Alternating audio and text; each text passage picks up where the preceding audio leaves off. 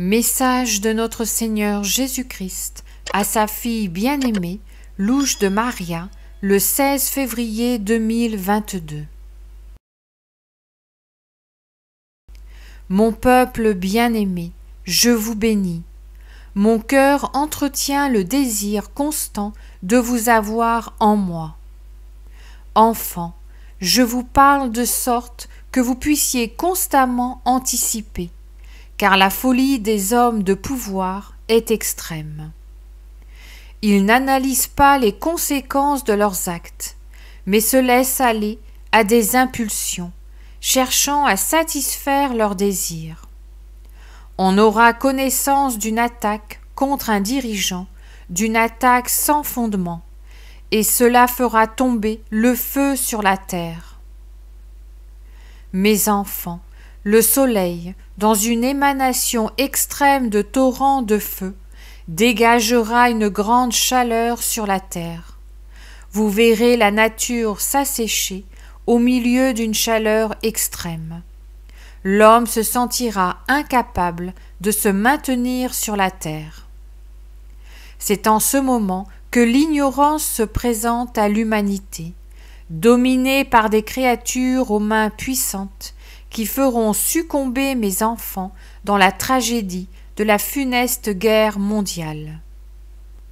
Mes enfants, vous devez être des créatures disposées à vous convertir, et cela maintenant avant qu'il ne soit trop tard. Le mal grandira, et vous penserez que je vous abandonne quand vous verrez vos frères se lever contre moi en plein jour. Les autels de mes temples seront détruits, et tout ce qu'ils contiennent sera éliminé. La créature humaine désire effacer toute trace de moi. Elle n'y parviendra pas, car ce serait comme s'il était possible pour elle de vivre sans air. Ce sera un temps de douleur et d'espérance, car j'enverrai mon bien-aimé Saint Michel Archange pour garder mon bien-aimé ange de la paix, afin qu'il puisse vous soutenir avec ma parole, et vous appeler à continuer à résister pour la venue imminente de ma mère qui combattra le mal. Mon peuple, gardez présent à l'esprit mon fidèle Élie. Convertissez-vous, préparez-vous. La foi est indispensable chez chacun de mes enfants, afin de ne pas douter de mon amour pour mon peuple. Priez, mes enfants, priez pour mon Église. Priez, mes enfants, priez, la terre sera secouée plus fortement. Priez, mes enfants, priez, et repentez-vous, confessez vos péchés, et vivez dans la grâce. Priez, mes enfants, priez, restez en paix avec vos frères. Priez, mes enfants, priez, la souffrance de l'humanité viendra de l'espace.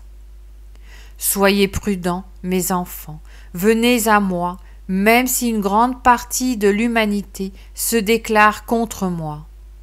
Gardez la foi, ne la perdez pas, même pour un instant. La foi est de l'or dans le cœur, dans l'esprit et dans les pensées des miens. Sans la foi, vous n'êtes rien. Sans la foi, le moindre vent vous déplace d'un côté ou de l'autre. Je vous bénis, mon peuple, je vous bénis, mes enfants. Que ma paix soit en chacun de vous, votre Jésus. Je vous salue Marie, très pure, conçue sans péché. Je vous salue Marie, très pure, conçue sans péché. Je vous salue Marie, très pure, conçue sans péché. Référence au message du 6 octobre 2017 de notre Seigneur Jésus-Christ. Mon peuple bien-aimé, les reliques possédées par mon Église seront enlevées pour être profanées. C'est pourquoi j'ai précédemment demandé que les reliques soient sauvées et conservées précieusement dès maintenant, sinon vous n'en aurez plus aucune trace. Commentaire de Louche de Maria. Frères, nous sommes en train de voir le pouvoir des puissances, et comme nous le dit notre Seigneur Jésus-Christ, les conséquences en seront pour nous très douloureuses. C'est la folie du pouvoir, l'imminence des plans de ceux qui dirigent le monde.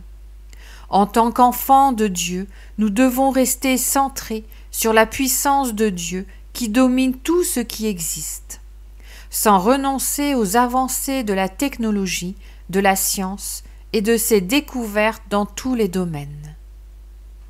Il est également vrai qu'en ce moment, nous pouvons constater la menace que l'homme fait peser avec la puissance de ce que le ciel appelle la science mal employée, au service du maintien de la primauté sur les nations.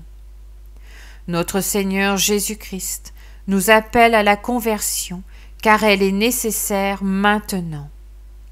Notre vie quotidienne est difficile, nous sommes tentés et assaillis par les émissaires du mal, mais nous ne devons pas baisser la garde. Nous devons répondre à Dieu le Père comme il l'attend. Notre Seigneur Jésus-Christ m'a parlé de la loyauté d'Élie, de sa foi et de son assurance dans le nom de Dieu qui peut tout. Et je peux le réaffirmer pour moi-même, si Élie a été appelé le prophète du premier commandement, c'est parce qu'il avait une foi inébranlable en Dieu, et qu'il l'a adoré par-dessus tout. Amen.